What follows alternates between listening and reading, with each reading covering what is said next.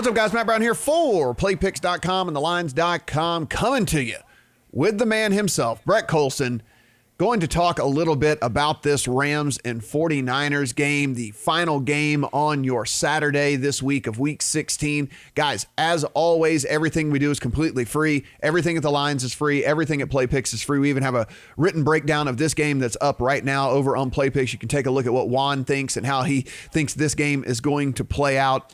Be sure and subscribe to this page so you know every single time things go live, and we can always keep you up to date on all the free content. And of course, we just want you around here on the channel as well. Let us know how you want to play this game in the comments section below and give us a thumbs up on this video as well. I'll go ahead and take a look here, and let's start things off with the lines in this one here, Brett. It is 6.5 across the board in this game. And, you know, look, I understand. I get it. I understand why it's at 6.5. Every single time it seems like that we have bought into what the Rams are trying to sell. They go out and remind us that there is still some glaring holes that is going on over in Los Angeles. Yeah, I saw last week as a great time to sell high on the Rams. Normally, I would see this as a great time to buy back on them after they got shellacked by Dallas. I mean, if we can keep making money off this, the public perception of the Rams, I will continue to do it. The problem with this particular spot is that it is on the road against a very good football team, also off a very poor performance from last week. So, yeah, not a really good spot to buy low on either of these teams because they both looked terrible last week. So I think one of the things here that we will really need to monitor, and guys, if you don't know how this works, which you probably do, if you're watching this, you're savvy enough to know this, but if we have any first-time watchers, injury reports don't have to be completely official until 90 minutes before kickoff. Now, sometimes Adam Schefter finds things out, and certainly a Twitter account that you're going to want to monitor. But it does look like Richard Sherman's going to be back for the 49ers, which is a huge get for him to be back, playing at an all-pro level so far this year. But Jaquiski Tartt and Dee Ford are both questionable to play in this game. And I mean, it is, Brett, we talk about defenses, and we had a couple of good defenses we talked about in the earlier game in the Patriots and Bills, but this 49ers defense has been very, very good as well. However, Tartt and Ford, and of course Sherman, who, as we said, does look like he's going to be back, but have all played major roles here for this team. And I think, knowing whether those guys are going to suit up and be out there on the field is something that I would certainly like to know when I'm going to bet this game. There's no doubt about it. Especially after last week, they had, I think, 4 or 5 starters out. That's one of the reasons they lost last week to the Falcons. And I think Ford and Tartt have already been ruled out. So, I mean, there's 2 important starters that they won't have this week. So, yeah, this is still a banged-up defense. Some pretty interesting things to watch, certainly, going into Saturday night. So how do these teams compare here?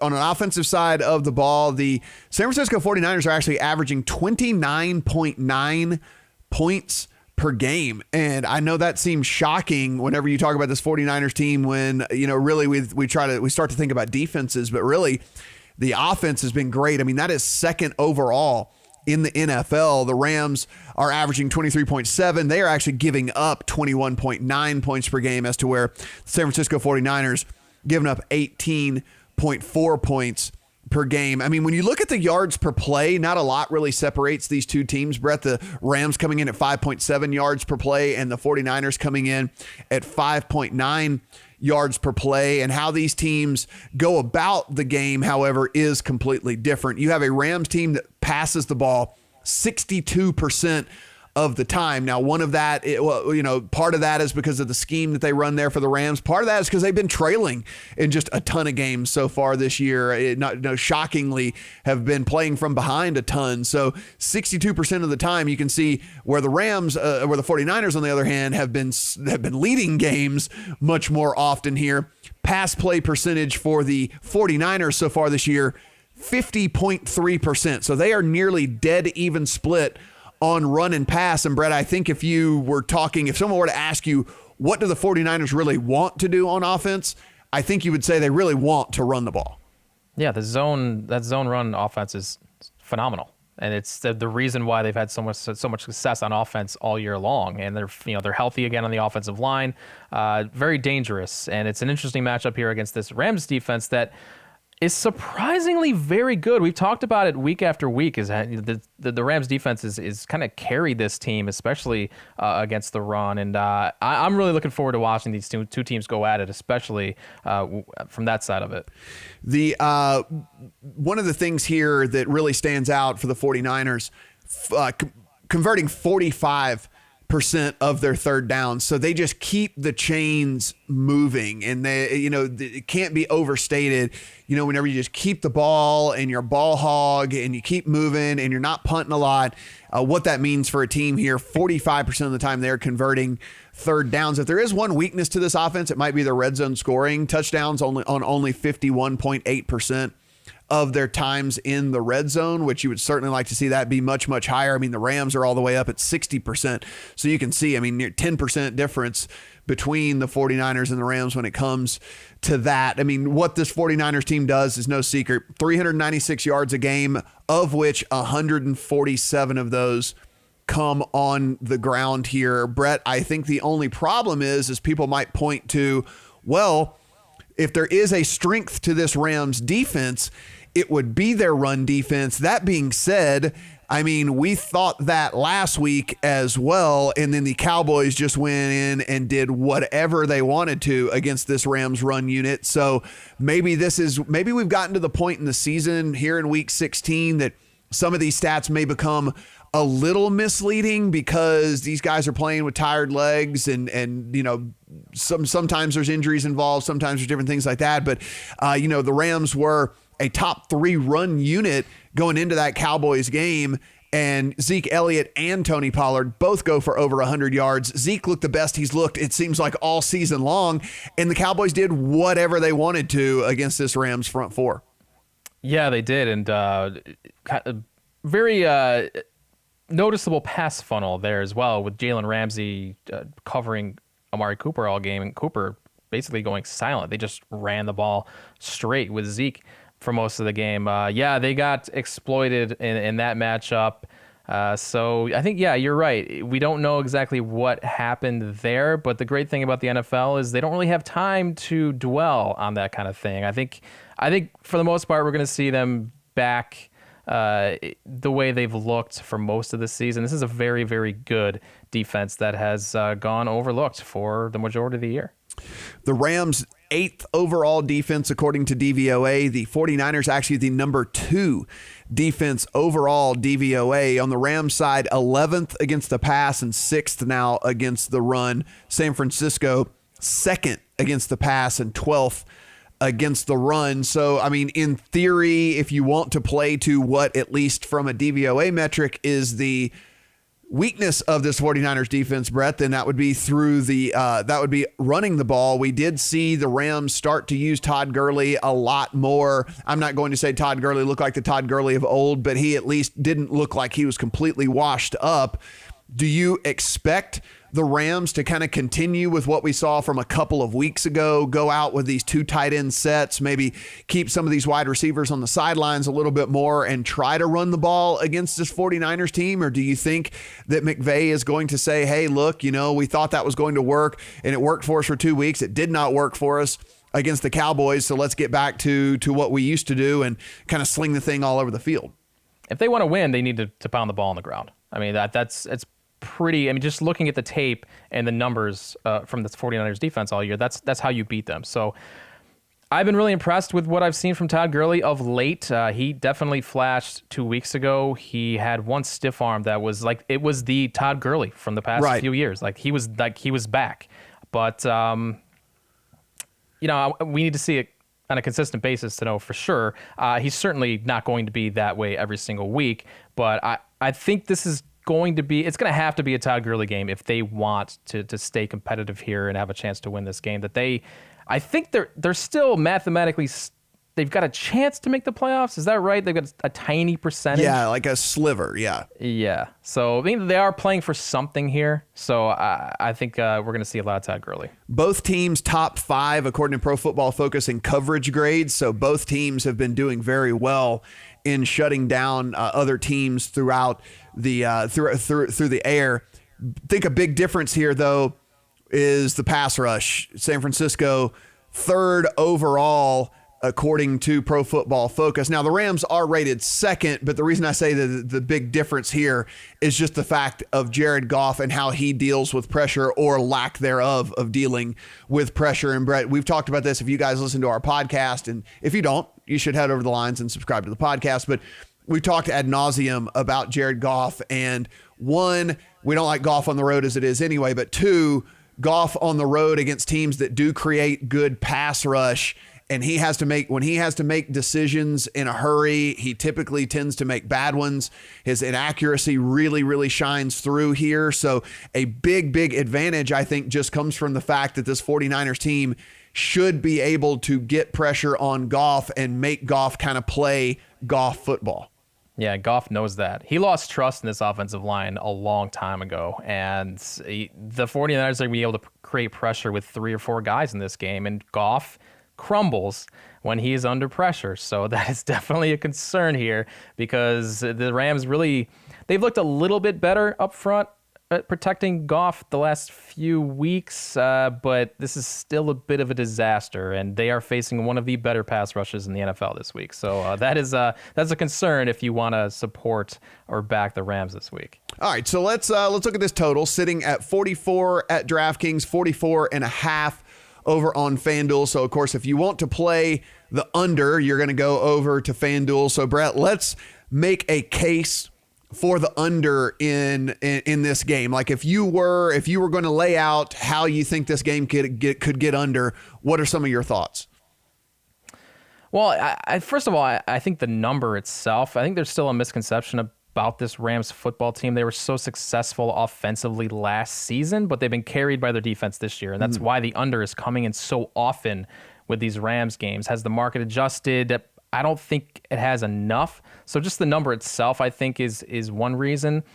But just if the 49ers can create the pressure they want without forcing turnovers, which is certainly possible, that's certainly one way it could come in. Just forcing 3 and outs, forcing the Rams to punt, forcing them to kick field goals if they do get into field goal or into the red zone. That's one way to do it. This 49ers defense is tremendous.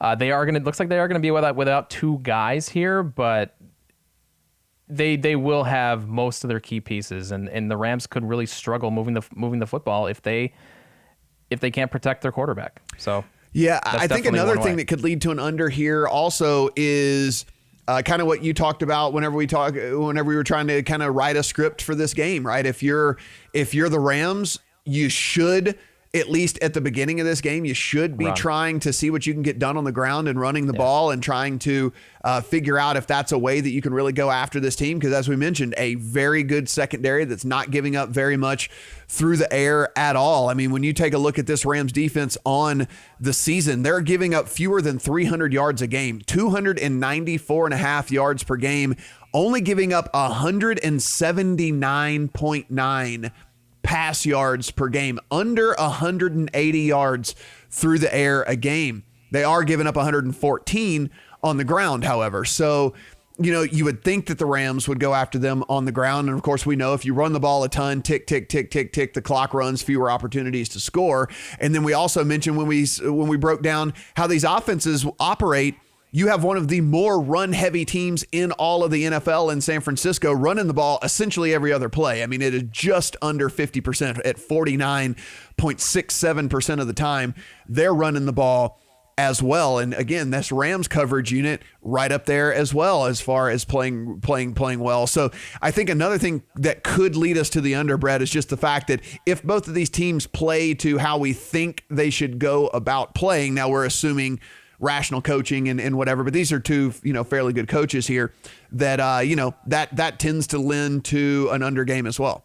Absolutely. And this is a 49ers team that, like you said, averages 29 points per game with this style of offense. And that might be a little inflated to where it should be. So that, that might be baked into this, to this total as well. So yeah, I do like the under quite a bit. I actually have a hard time getting to the over in this game, but we can definitely talk about it. Yeah, so, okay, I've flipped back over to DraftKings. If you're going to play the over, you're going to play it at DraftKings where it's 44 instead of 44.5 where it is over FanDuel. So if you want to play the over here, I think that I think the only way that this gets to the over here is both of these teams somehow find success through the air against these really good secondaries, because you're going to need chunk plays. You're going to need yards and bunches, and you're going to need probably a couple of deep strikes as well to get this thing to the over, because they're not going to completely abandon the run, and certainly no, San Francisco's not. They're going to run the ball a lot as it is anyway, and the Rams tend to, over the last few weeks, have been getting Todd Gurley much more involved. So,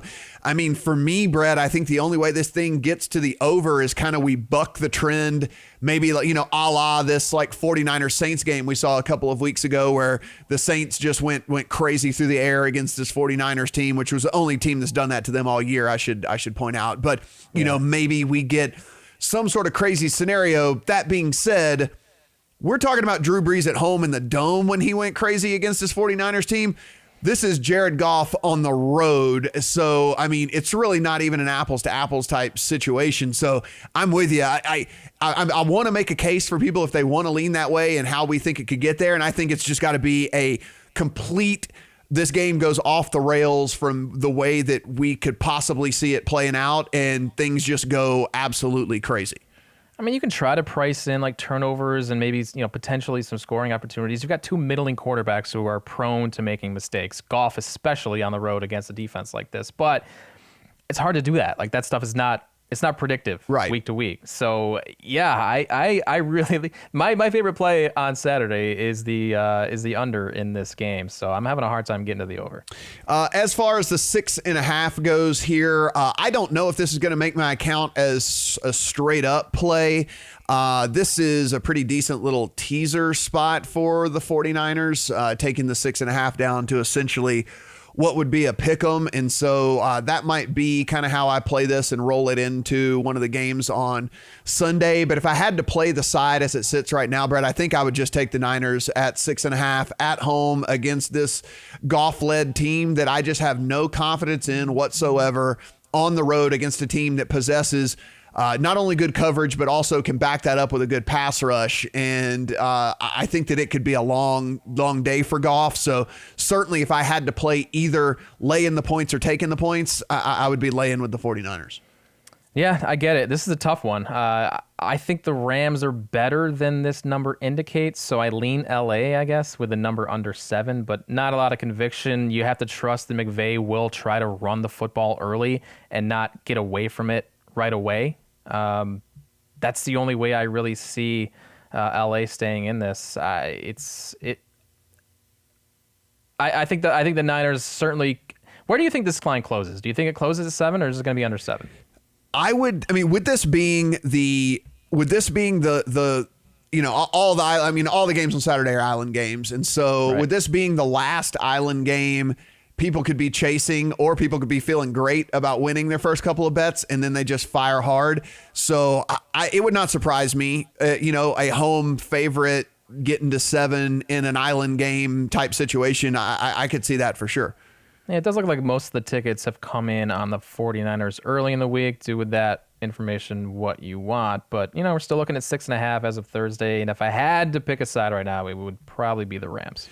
And again, on the props here, the only thing they have listed is just the touchdown scoring props. They'll probably at some point on Friday put up the actual individual player props here. I would certainly be interested, guys. I don't know what they're going to be, so I can't give any advice to you on this, but I would certainly take a look at what the rushing numbers would come out to be for some of these guys, and play that accordingly. I do expect that there will be at least 2 guys get carries, a significant amount of carries for the 49ers, if not all 3. So, Brett, despite the fact that they said that the backfield is Mostert's for the most part, Breda's still going to get touches. Coleman is still going to get something. Every now and then they use check. I don't know. So I would certainly just kind of take a look at these rushing numbers for these backs. And if anything seemed high, I would definitely be leaning towards the under for the 49ers side of things, just because there's so many mouths to feed. Yeah, it's hard to predict where the ball is going to go in that backfield. The only prop I'm really looking at, and again, I have to trust McVay on this, is anything over with Todd Gurley. If they want to win this football game, they've got to do it on the ground. And Gurley has looked pretty good of late. So that's where I would go. Trusting McVay has cost me several times this year. So really hard to have any strong conviction in that one. But that's one of the props I'd be looking at for sure. What about a first touchdown by Tyler Higbee at 18-1? Man, where did that guy come from? I know. He has been awesome of late.